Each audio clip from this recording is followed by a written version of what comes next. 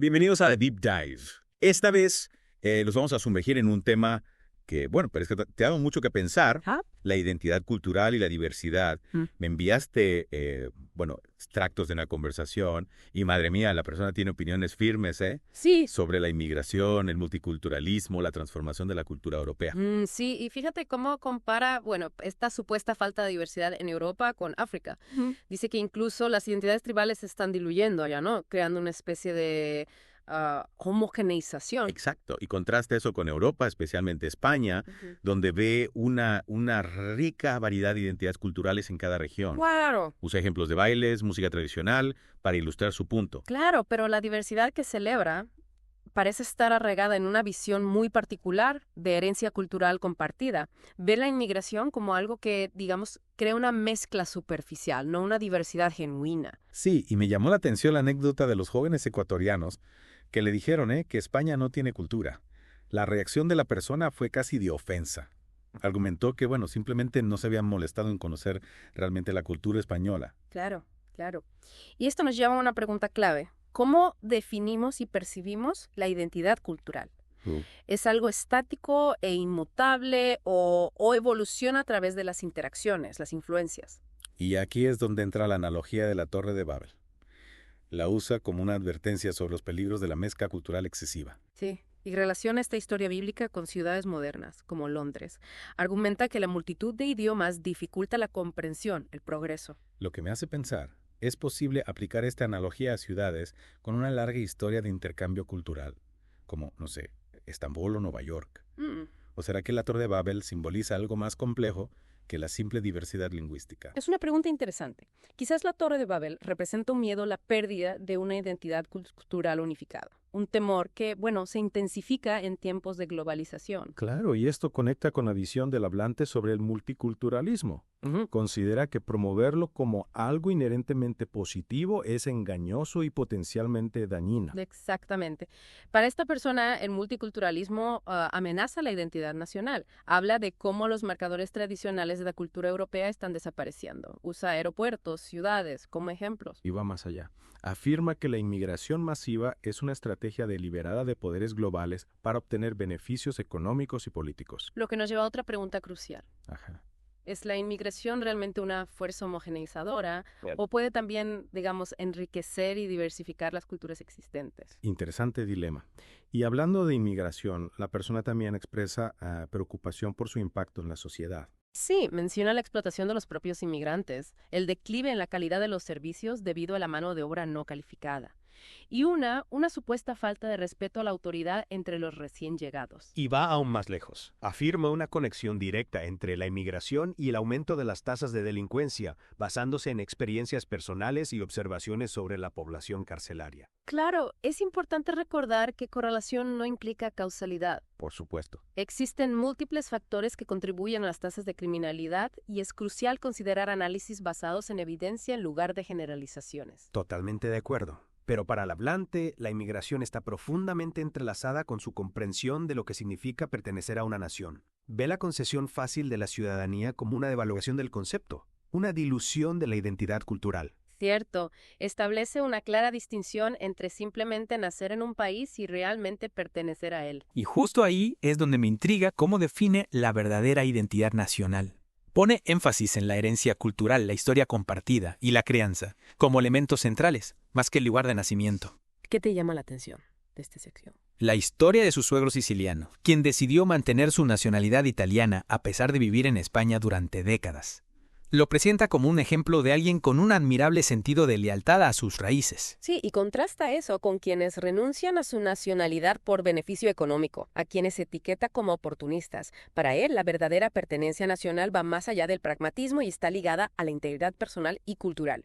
Y para ilustrar aún más este punto, usa su propia relación con una pareja china, ¿no? Como ejemplo hipotético. Dice que si vivieran en China y tuvieran hijos allí, esos niños no serían realmente chinos, porque no se habrían criado dentro de la cultura china. Como si dijera que la identidad cultural es una huella, ¿no?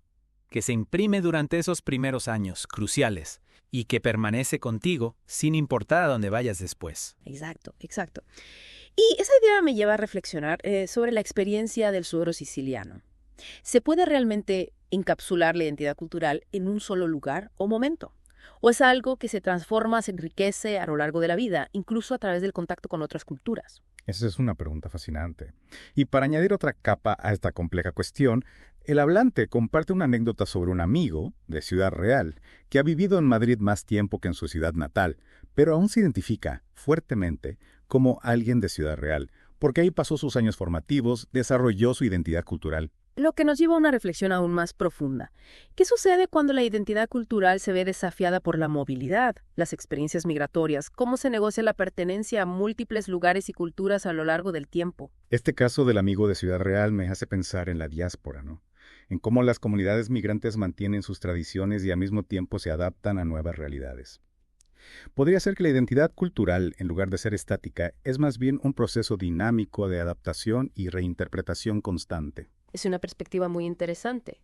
Y si consideramos la identidad cultural como un proceso fluido, ¿cómo encaja esto con la preocupación del hablante por la dilución de las culturas nacionales? Quizás la clave está en encontrar un equilibrio, ¿no? Entre preservar las tradiciones y estar abiertos al intercambio cultural. Al fin y al cabo, las culturas no existen en burbujas aisladas. Siempre han estado en contacto, influenciándose mutuamente. Totalmente de acuerdo. Pensando en ejemplos históricos, la cultura española misma, ¿no? Es un crisol de influencias. Romanas, árabes, visigodas. Se podría decir entonces que la preocupación por la pureza cultural es en realidad una visión idealizada que no se corresponde con la realidad histórica. Es un punto muy válido. Y me pregunto, ¿acaso la riqueza de una cultura no reside precisamente en su capacidad de integrar y reinterpretar influencias externas? Sin duda, es un tema complejo que genera muchas preguntas. Y aunque la perspectiva del hablante pueda parecer rígida en algunos aspectos, nos invita a reflexionar sobre la importancia de la identidad cultural en un mundo globalizado. Exacto. Y nos lleva a cuestionarnos nuestras propias ideas sobre la diversidad, la pertenencia y cómo se construyen las identidades individuales y colectivas en un contexto de constante cambio e interacción. Al final, creo que lo más importante es mantener un diálogo abierto y respetuoso, reconociendo la complejidad del tema y la validez de diferentes perspectivas. Completamente de acuerdo.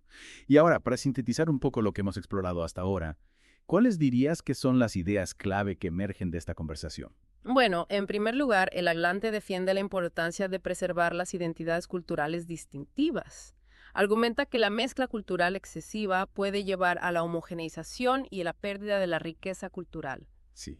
Y su postura se basa en una visión de la identidad nacional arraigada en la herencia cultural, la historia compartida y la crianza, más que en el lugar de nacimiento. Exactamente. Para él, la verdadera pertenencia a una nación implica una conexión profunda con sus tradiciones y valores. Algo que va más allá de la simple residencia o la ciudadanía legal. Y a lo largo de la conversación, hemos visto cómo esta perspectiva se refleja en su análisis de la inmigración, el multiculturalismo y la evolución de la cultura europea en un mundo globalizado. Es importante destacar que, si bien sus opiniones pueden ser controvertidas, nos brindan una oportunidad para reflexionar sobre las tensiones y los desafíos que surgen al intentar conciliar la diversidad cultural con la preservación de las identidades nacionales. Sin duda, es un tema que nos invita a cuestionar nuestras propias ideas preconcebidas y a buscar un entendimiento más profundo de las complejidades de la identidad cultural en el mundo actual. A mí me queda claro que esta conversación nos abre un abanico de preguntas. El hablante parece ver la mezcla cultural como, un juego de suma cero. Donde la ganancia de una cultura implica inevitablemente la pérdida de otra. Es realmente así de simple. Buena pregunta. La historia nos muestra que las culturas siempre, se han influenciado e interactuado entre sí. Piensa en el intercambio de ideas, formas de arte, incluso tradiciones culinarias, que han enriquecido las sociedades a lo largo de la historia. Rara vez es una calle de un solo sentido. Es cierto. Y restringir el intercambio cultural no limita también las oportunidades de crecimiento e innovación. Absolutamente. Cuando las culturas interactúan, surgen nuevas ideas, se amplían las perspectivas y las sociedades tienen el potencial de evolucionar de maneras creativas e inesperadas. Entonces, si nos alejamos de la idea de culturas como entidades estáticas, ¿no?, que deben protegerse de la influencia externa, ¿qué significa eso para la forma en que abordamos las cuestiones de identidad y pertenencia en un mundo globalizado? Podría significar adoptar una comprensión más fluida y multifacética, ¿no?, de la identidad cultural. Podría significar reconocer que los individuos pueden tener múltiples afiliaciones culturales y que estas identidades pueden evolucionar con el tiempo. Y tal vez signifique cambiar nuestro enfoque de la preservación a la adaptación. Encontrar maneras de honrar nuestra herencia al mismo tiempo que estamos abiertos a nuevas influencias. Y conexiones. Exactamente. Se trata de encontrar un equilibrio entre respetar al pasado y abrazar las posibilidades del futuro. Y se trata de reconocer que el intercambio cultural, cuando se realiza de manera reflexiva y respetuosa, puede ser una fuente de enriquecimiento, en lugar de una amenaza. Sin duda es una conversación compleja y en constante evolución. Y esta inmersión profunda nos ha dado mucho en qué pensar. Pero creo que la conclusión más importante es que estas preguntas sobre la identidad cultural, la diversidad y la pertenencia son algo en lo que todos debemos participar, de manera reflexiva y con la mente abierta. Estoy de acuerdo. Y quizás el verdadero desafío no es encontrar respuestas definitivas, sino seguir haciendo las preguntas correctas y participar en esas conversaciones con empatía y la voluntad de comprender diferentes perspectivas. Para terminar, te dejo con una reflexión final. Sí, como argumentó el hablante, nuestra crianza y entorno cultural juegan un papel tan crucial en la formación de quienes somos. Significa eso que tenemos la responsabilidad de crear espacios, donde diversas culturas puedan interactuar y aprender unas de otras. Y si es así, ¿cómo serían esos espacios? ¿Qué tipo de futuro queremos construir juntos? Algo para reflexionar. Hasta la próxima, sigue explorando.